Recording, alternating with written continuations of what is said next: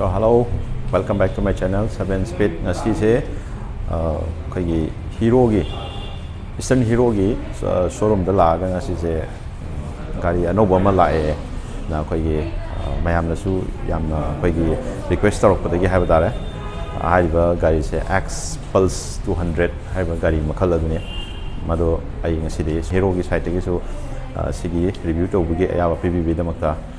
thagat phong sari ado review se holding da channel se nong na thengna yaw ga subscribe like and share so da tawio ado yeng se kamai tabuno gari se haiba gari se gari khuding mai mai gi khoi purpose am di loina lei ado sigi gari se magi purpose se karino adagi magi price na kaya no adagi magi features na kari kari yawi have da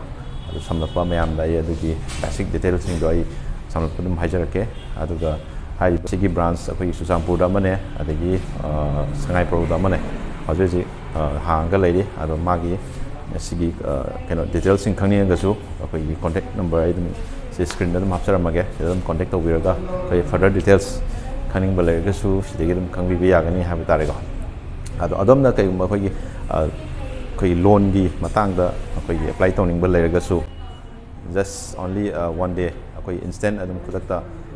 required documents in the Pobiraga, Adam loan facilities dum phang bangame, irai laina, sida laga, Adam loan through the gari, cannot tau gehargasu, low gehargasu, amna 2 with them, low we have long south, pang have in some narrow. Although without wasting any time, that's how it go. Hey, Zik, hero ge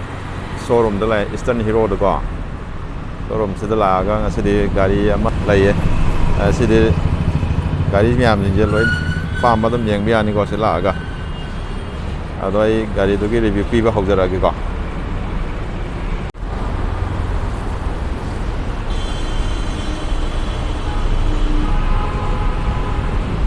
ile stock myam je yam lai ko makan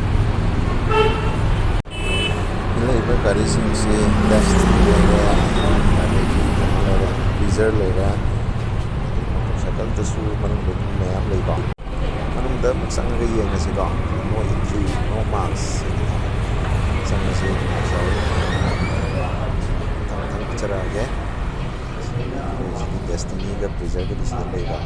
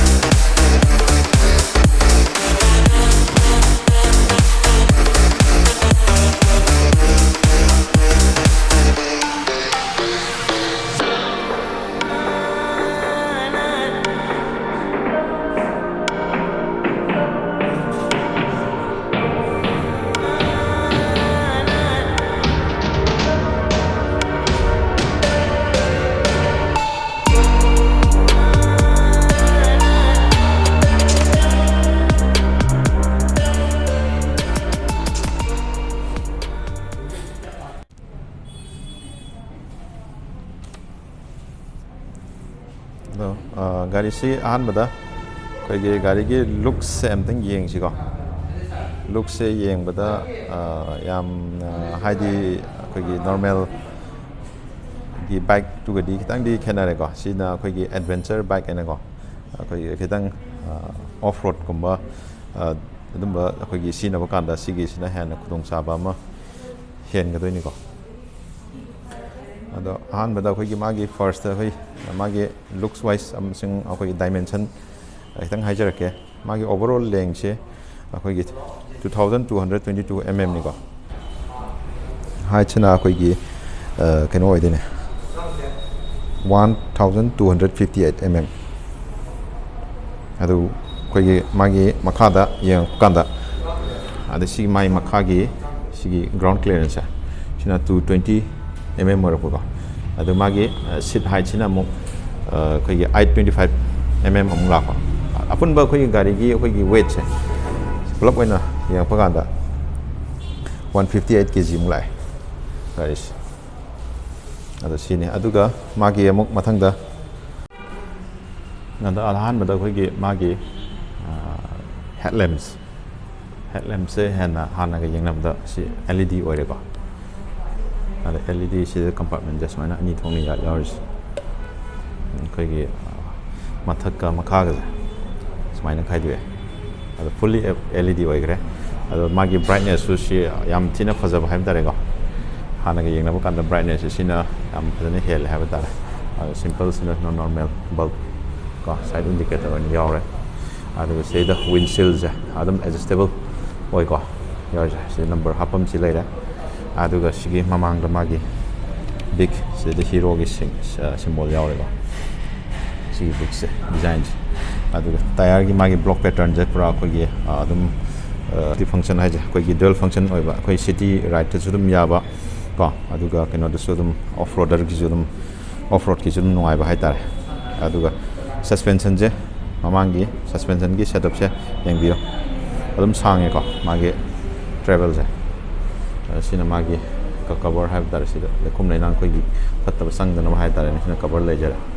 ꯑꯗꯨꯒ ꯃꯈꯥꯔꯣꯝꯗ ꯌꯦꯡꯉꯛꯄ ꯀꯥꯟꯗ ꯁꯤꯅ ꯑꯩꯈꯣꯏꯒꯤ oil ꯀꯨꯜꯒꯤ ꯃꯥꯒꯤ ꯀꯩꯅꯣꯗꯨꯅꯤꯀꯣ ꯐꯤꯆꯔꯗꯨꯅꯤꯀꯣ ꯑꯗꯩ ꯁꯤꯗ ꯑꯃꯨꯛ ꯑꯩꯈꯣꯏꯒꯤ ꯃꯈꯥꯁꯤꯗ ꯂꯩꯔꯤꯁꯦ ꯁꯤꯒꯤ ꯑꯦꯂꯨꯃꯤꯅꯤꯌꯝ ꯄ꯭ꯂꯦꯠꯁꯦ ꯁꯤ ꯑꯩꯈꯣꯏꯒꯤ ꯁ꯭ꯀꯤꯠ ꯄ꯭ꯂꯦꯠ ꯍꯥꯏꯇꯥꯔꯦ ꯏꯟꯖꯤꯟꯒꯤ ꯒꯥꯔꯗ ꯃꯈꯥꯒꯤ ꯀꯣ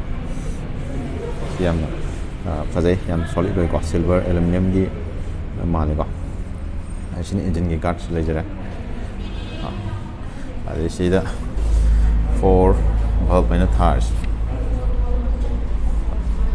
ꯑꯗꯩ ꯁꯤꯗꯅ ꯃꯥꯒꯤ ꯄ꯭ꯔꯣꯒ꯭ꯔꯥꯝ ꯍꯥꯏꯅ ꯊꯥꯏ FI ꯍꯥꯏꯅ ꯂꯩꯔꯤꯁꯤꯀꯣ ꯑꯗꯩ ꯏꯟꯖꯤꯟꯁꯦ ꯌꯦꯡꯕꯗ ꯌꯥꯝ ꯀꯟꯅ ꯕꯤꯖꯤ ꯑꯣꯏꯕꯗꯤ ꯏꯟꯖꯤꯟꯗꯤ ꯎꯗꯦꯀꯣ ꯑꯗꯨꯒ ꯁꯣꯝ ꯁꯥꯏꯗꯇ ꯑꯃꯨꯛ ꯂꯥꯛꯄ ꯀꯥꯟꯗ ꯁꯤꯗ ꯃꯥꯒꯤ ABS ꯕ꯭ꯔꯦꯀꯤꯡ ꯁꯤꯁꯇꯦꯝꯁꯦ ABS ꯑꯣꯏꯔꯦꯀꯣ ꯁꯤꯡꯒꯜ ꯆꯦꯅꯦꯜ ABS ꯑꯣꯏꯔꯦ ꯃꯥꯒꯤ ꯀꯩꯅꯣꯁꯦ ꯑꯗꯩ ꯔꯤꯐ꯭ꯂꯦꯛꯇꯔ ꯁꯤꯗ ꯌꯥꯎꯔꯦꯀꯣ ꯑꯗꯩ ꯁꯤꯒꯤ ꯃꯥꯒꯤ ꯇꯥꯌꯔꯒꯤ ꯁꯥꯏꯖ ꯑꯗꯨꯝ ꯆꯥꯎꯋꯦꯀꯣ 21 ꯏꯟꯆꯀꯤꯅꯤꯀꯣ ꯇ꯭ꯌꯨꯕꯂꯦꯁ ꯇꯥꯌꯔ ꯑꯣꯏꯕꯀꯣ 90 by my size 90 by 90 21 ꯁꯤ ꯂꯩꯔꯦꯀꯣ ꯑꯗꯩ ꯀꯝꯄꯅꯤꯅ ꯁꯤ ꯊꯥꯔꯦ ꯁꯦꯠ ꯀꯝꯄꯅꯤꯒꯤꯅꯤꯀꯣ ꯑꯗꯩ ꯃꯥꯒꯤ ꯁꯁꯄꯦꯟꯁꯟ ꯇ꯭ꯔꯦꯕꯦꯜ ꯌꯥꯝ ꯋꯥꯡꯉꯦꯀꯣ ꯑꯗꯨꯒ ꯃꯥꯒꯤ ꯑꯩꯈꯣꯏꯒꯤ ꯁꯣꯝꯗ ꯂꯥꯛꯄ ꯀꯥꯟꯗ ꯁꯤꯒꯤ ꯑꯩꯈꯣꯏꯒꯤ ꯃꯥꯒꯤ ꯒꯤꯌꯔꯒꯤ ꯀꯩꯅꯣꯁꯦ ꯕ꯭ꯔꯦꯛꯀꯤ ꯀꯩꯅꯣꯁꯦ ꯄꯦꯗꯜꯁꯦ ꯑꯩꯈꯣꯏꯒꯤ ꯑꯣꯐ ꯔꯣꯗ ꯒꯥꯔꯤꯁꯤꯡꯗꯤ ꯌꯥꯝꯅ ꯀꯃꯟ ꯑꯣꯏꯅ ꯁꯤꯖꯤꯟꯅꯕ ꯑꯗꯨꯝꯕ ꯀꯩꯅꯣꯗꯨꯅꯤꯀꯣ ꯑꯗꯨꯒ ꯁꯤꯗ ꯌꯥꯝꯅ ꯑꯃꯔꯣꯝꯗ ꯌꯥꯝ ꯐꯕ ꯑꯃꯅ ꯁꯤꯒꯤ ꯃꯥꯒꯤ ꯄꯦꯗꯜꯁꯦ ꯔꯕꯔꯒꯤꯁꯦ ꯁꯤ ꯑꯩꯈꯣই ꯔꯤꯃꯨꯚ ꯇꯧꯕ ꯌꯥꯏꯑꯕꯀꯣ ꯑꯩꯈꯣꯏꯅ ꯀꯩꯒꯨꯝꯕ ꯑꯣꯐ ꯔꯣꯗꯇ ꯆꯠꯀꯦ ꯍꯥꯏ ꯇꯥꯔꯒꯗꯤ ꯁꯤꯒꯤ ꯀꯩꯅꯣꯁꯤꯃ ꯔꯤꯃꯨꯚ ꯇꯧꯔꯒ ꯑꯗꯨꯝ ꯆꯠꯄ ꯌꯥꯔꯦ ꯑꯗꯨꯒ ꯁꯤꯗ ꯀꯤꯛ ꯀꯣ ꯁꯦꯜꯐ ꯁ꯭ꯇꯥꯔꯠꯁꯨ ꯌꯥꯎꯔꯦ ꯑꯗꯒꯤ ꯀꯤꯛꯁꯨ ꯌꯥꯎꯔꯦꯀꯣ ꯁꯤꯗ ꯃꯥꯒꯤꯁꯦ ꯑꯗꯩ ꯁꯤꯅ ꯄꯤꯂꯤꯌꯟꯒꯤꯅꯤꯀꯣ ꯑꯗꯨꯒ ꯁꯤ ꯒꯥꯔꯤꯁꯦ ꯑꯩꯈꯣꯏꯒꯤ ꯃꯥꯒꯤ ꯍꯥꯏꯠꯁꯦ ꯑꯗꯨꯝ ꯋꯥꯡꯉꯦ ꯑꯗꯨꯅ ꯁꯤ ꯑꯩꯈꯣꯏꯒꯤ ꯃꯤ 5.5ꯀꯤ ꯁꯤꯗꯒꯤ ꯑꯗꯨꯒꯤ ꯃꯊꯛꯀꯤ ꯀꯣ ꯍꯥꯏꯠꯁꯤꯡꯗꯗꯤ ꯑꯗꯨꯝ ꯌꯥꯝꯅ ꯑꯗꯨꯝ ꯀꯝꯐꯣꯔꯇꯦꯕꯂꯤ ꯑꯗꯨꯅ ꯀꯩꯅꯣ ꯇꯧꯕꯗꯤ ꯉꯝꯒꯗ꯭ꯔꯥ ꯍꯥꯏꯅ ꯈꯜꯂꯦ ꯁꯤꯒꯤ 825ꯅꯦꯕ ꯁꯤꯒꯤ ꯁꯤꯠꯀꯤ ꯃꯥꯒꯤ ꯍꯥꯏꯠꯁꯦ ꯁꯤꯒꯤ ꯀꯩꯅꯣꯁꯦ ꯍꯥꯏꯠꯁꯦ ꯑꯗꯨꯒ ꯁꯤꯗ ꯑꯩꯈꯣꯏꯒꯤ ꯃꯥꯒꯤ ꯁꯥꯏꯂꯦꯟꯁꯔ ꯒꯥꯔꯤꯒꯤ ꯁꯤꯒꯤ ꯁꯥꯏꯂꯦꯟꯁꯔꯁꯦ ꯌꯥꯝ ꯋꯥꯡꯉꯦꯀꯣ ꯋꯥꯡꯕꯒꯤ ꯀꯥꯟꯅꯕ ꯑꯃꯁꯨ ꯂꯩꯀꯣ ꯋꯥꯡꯕꯒꯤ ꯀꯥꯟꯅꯔꯤꯁꯦ ꯑꯩꯈꯣꯏꯒꯤ ꯑꯣꯐ ꯔꯣꯗ ꯑꯩꯈꯣꯏꯒꯤ ꯆꯠꯄ ꯀꯥꯟꯗ ꯑꯩꯈꯣꯏꯒꯤ ꯏꯁꯤꯡꯒꯨꯝꯕ ꯀ꯭ꯔꯣꯁ ꯇꯧꯔꯛꯄ ꯔꯤꯚꯔꯒꯨꯝꯕ ꯀ꯭ꯔꯣꯁ ꯇꯧꯔꯛꯄꯗ ꯑꯗꯨꯝ ꯏꯁꯤꯡꯅ ꯑꯩꯈꯣꯏꯒꯤ ꯃꯥꯒꯤ ꯀꯩꯅꯣꯁꯦ ꯁꯤ ꯌꯥꯝ ꯋꯥꯡꯅ ꯊꯥꯡꯒꯠꯂꯤꯁꯦ ꯑꯗꯨꯒꯤ ꯃꯔꯝ ꯑꯗꯨꯒꯤ ꯍꯥꯏꯇꯥꯔꯦꯅꯦꯀꯣ ꯁꯤ ꯋꯥꯡꯅ ꯊꯥꯡꯒꯠꯄ ꯗꯔꯀꯥꯔ ꯑꯣꯏꯕ ꯏꯁꯤꯡ ꯆꯪꯗꯅꯕ ꯍꯥꯏꯇꯥꯔꯦ ꯑꯗꯨꯒ ꯃꯥꯒꯤ ꯗꯤꯛꯁꯀꯤ ꯑꯩꯈꯣꯏꯒꯤ ꯐ꯭ꯔꯟꯒꯤ ꯗꯤꯛꯁ ꯁꯥꯏꯖꯁꯦ 276 mmꯅꯤꯀꯣ ꯑꯗꯨꯒ ꯑꯃꯨꯛ ꯃꯅꯤꯡꯂꯣꯝꯗ ꯑꯃꯨꯛ ꯌꯦꯡꯉꯤꯁꯦ ꯃꯅꯤꯡꯂꯣꯝꯒꯤ ꯗꯤꯛꯁꯁꯦ ꯃꯅꯤꯡ ꯃꯃꯥꯡ ꯗꯤꯛꯁꯅꯦ ꯑꯗ ꯁꯤꯅ ꯑꯃꯨꯛ 220 ꯑꯣꯏꯕꯀꯣ ꯑꯗꯣ ꯁꯤ ꯀꯂꯔꯁꯦ ꯑꯣꯞꯁꯟꯁꯦ ꯑꯩꯈꯣꯏꯒꯤ ꯑꯍꯨꯝꯗ ꯂꯥꯛꯑꯦ ꯑꯩꯈꯣꯏꯒꯤ ꯃꯥꯒꯤ ꯁꯤꯒꯤ ꯒ꯭ꯔꯥꯐꯤꯛꯁꯦ ꯑꯩꯈꯣꯏꯒꯤ ꯕ꯭ꯂꯦꯛ ꯑꯦꯟ ꯕ꯭ꯂꯨꯅꯤꯗꯅꯀꯣ ꯑꯗꯣ ꯉꯁꯥꯏꯗꯨꯅ ꯑꯃꯨꯛ ꯋꯥꯏꯠꯀ ꯀꯩꯅꯣꯗ ꯑꯃꯨꯛ ꯂꯥꯛꯄ ꯋꯥꯏꯠꯀ ꯕ꯭ꯂꯨꯒꯗ ꯑꯗꯨꯒ ꯑꯃꯨꯛ ꯔꯦꯗꯀ ꯕ꯭ꯂꯦꯛꯀꯗ ꯑꯃꯨꯛ ꯂꯥꯛꯄ ꯃꯈꯜ ꯑꯍꯨꯝꯗꯀꯣ ꯒ꯭ꯔꯥꯐꯤꯛꯁꯤ ꯌꯥꯝ ꯐꯖꯩꯀꯣ ꯍꯦꯛ ꯌꯦꯡꯕꯗ ꯁꯤ ꯂꯨꯛꯁꯦ ꯑꯩꯈꯣꯏꯒꯤ ꯌꯥꯝ ꯃꯑꯣꯡ ꯇꯥꯕ ꯍꯥꯏꯇꯥꯔꯦ ꯐꯖꯕ ꯍꯥꯏꯇꯥꯔꯦ Xpulse the hero gi symbol si leire ko sini adu si maning lom de yeng ba kan da si koi LED de ko am pik tak na yam sleek oina yaw yam phajai ko si so indicator su ko adu si number plate kam si leire